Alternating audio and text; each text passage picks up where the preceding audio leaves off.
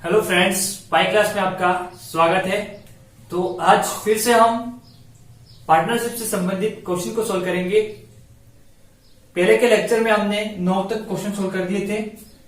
आज का हमारा 10वां क्वेश्चन है, यदि ए बी सी किसी कारोबार के लिए 47,000 रुपये अंश देते हैं, यदि ए बी से 7,000 रुपये अधिक और बी सी से 5,000 रुपये अधिक अंशदान देता है, यदि कुल लाभ 9,400 रुपया का हुआ हो तो बी का हिस्सा क्या होगा।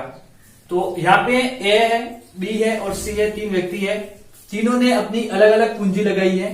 तो सबसे पहले हम उनकी पूंजी निकालेंगे और इसके बाद जो भी पूंजी का अनुपात होगा वही हमारे पास क्या होगा, लाभ का अनुपात। यहाँ पे कोई समय नहीं दिया हुआ है तो कोई बात नहीं, हम डायरेक्टली क्वेश्चन को सोल्व करेंगे। कैसे करेंगे, जो भी पूंजी का अनुपात होगा वही क्या हो जाएगा, हमारे पास लाभ का अनुपात हो जाएगा।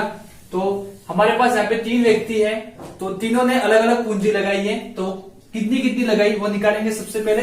तो ये हमारे पास हो गया ए, ये हो गया बी और ये हो गया सी। अब तीनों की पूंजी का अनुपात निकालना है।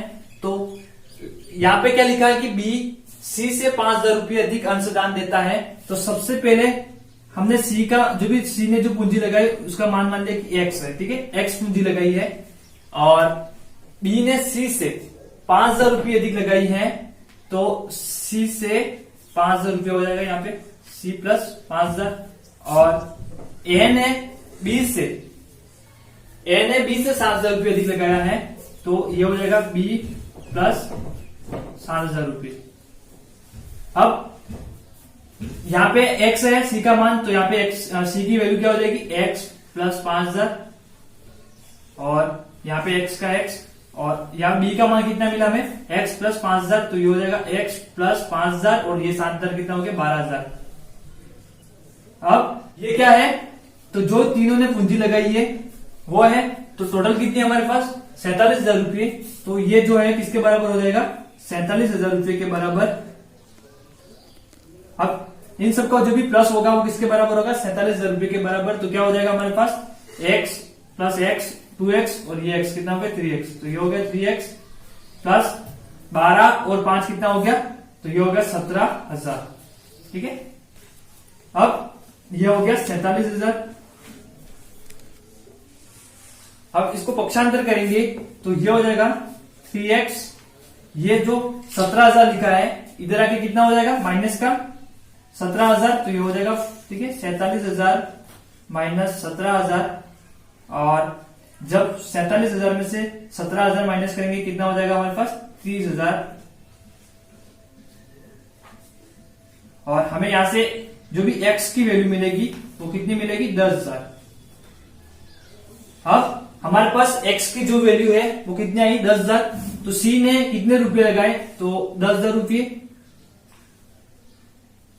b ने c से 5,000 अधिक लगाया है, तो c ने 10,000 लगाए हैं, तो इसलिए कितने लगाए होंगे, 15,000। और a ने b से 7,000 रुपये अधिक लगाए, तो कितने लगाए होंगे, 22,000 रुपये। अब तीनों की पूंजी का अनुपात हमें मिल गया। तो ये हमें आपस में 3 0 से 3 0 कर जाएंगे, ये कर जाएंगे, तो कितना आ गया, 22, 15 और 10। तो 22, 15 और 10 वो क्या है हमारे पास, तीनों की पूंजी का अनुपात। तो वही क्या हो जाएगा, लाभ का अनुपात। और टोटल लाभ कितना हो रहा है, 9,400 रुपया। तो तीनों का योग कितना हो जाएगा, 9,400 के बराबर। तो मैं यहाँ पे लिख रहा हूं a प्लस बी प्लस सी, तो कितना मान है हमारे पास, 22 और 15 प्लस 10। और ओरिजिनल में किसके बराबर है ये, ठीक है, ओरिजिनल में हमारे पास 9,400 के बराबर, तो ये हो जाएगा 9,400 के बराबर।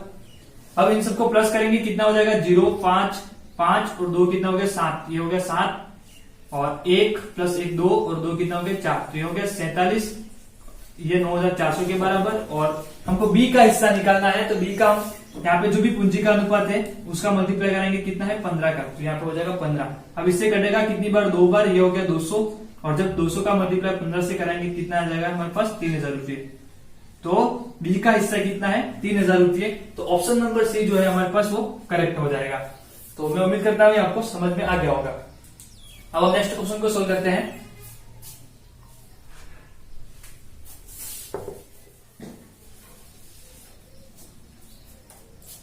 नेक्स्ट क्वेश्चन है हमारे पास, रवि ने 75,000 रुपए की पूंजी से व्यापार आरंभ किया। 3 माह बाद सोहन भी 60,000 रुपये की पूंजी लगाकर उसके साथ मिल गया। यदि वर्ष के अंत में कुल लाभ 16,000 रुपये हुआ हो तो उसमें सोहन का हिस्सा क्या है? तो सोहन का हिस्सा निकालना है।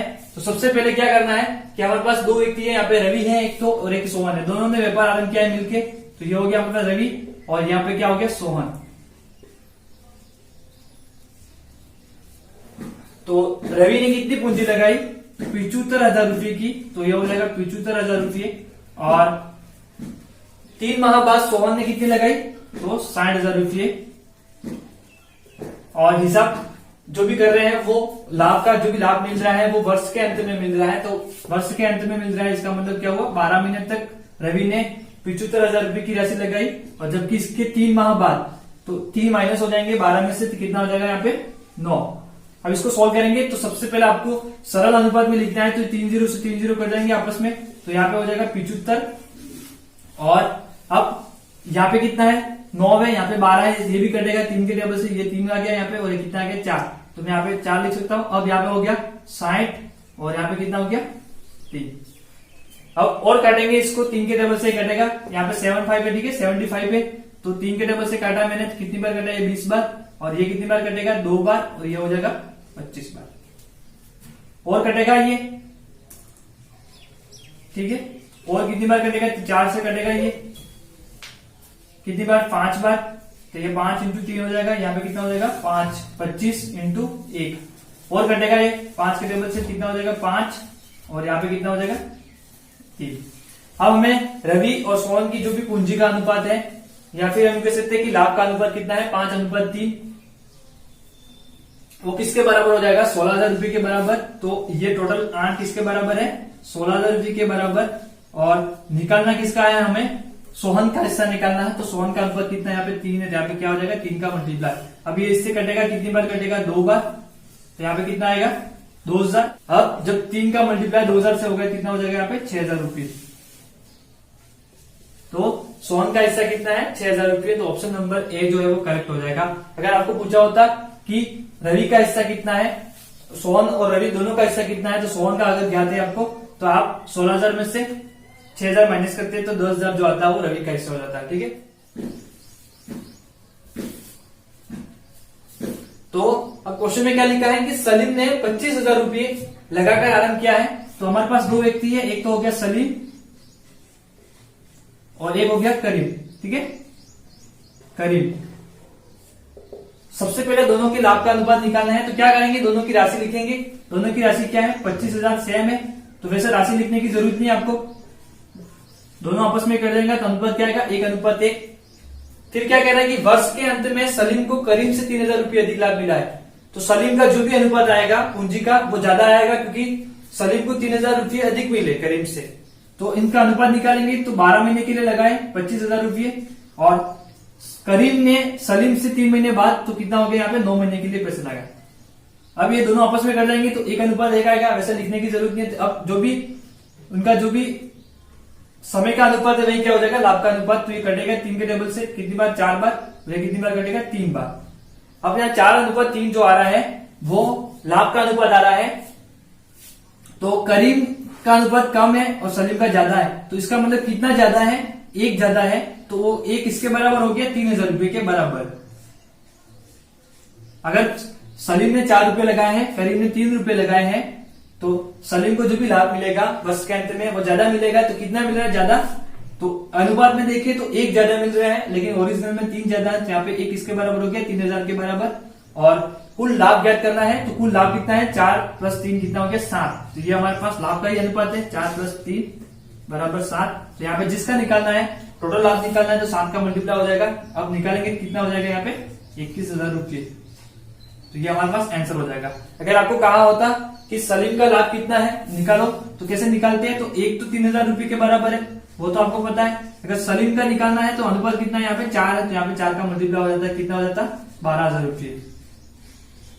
और आपको पूछा होता है कि करीम का कितना लाभ है, तो 3,000, ये तो वही रहेगा, 1 3,000 के बराबर। और इसका अनुपात कितना है? 3 है, यहाँ पे 3 का मल्टीप्लाई हो जाता है, कितना हो जाता है? 9,000 रुपये। और टोटल लाभ कितना हो गया? 12,000। तो सलीम का और 9,000 रुपये करीम का, कितना हो गया वापस 21,000 रुपये। तो ये हमारा आंसर हो जाएगा। ठीक है, तो ऑप्शन नंबर जो भी हमारे पास बी है वो करेक्ट हो जाएगा। तो मैं उम्मीद करता हूं कि ये आपको अच्छे से समझ में आया होगा। तो हमने आज 3 क्वेश्चन सोल्व किए। अगर आपको अच्छे से समझ में आए होंगे तो आप हमारे वीडियो को लाइक और चैनल को सब्सक्राइब कर दे। जय हिंद, जय भारत।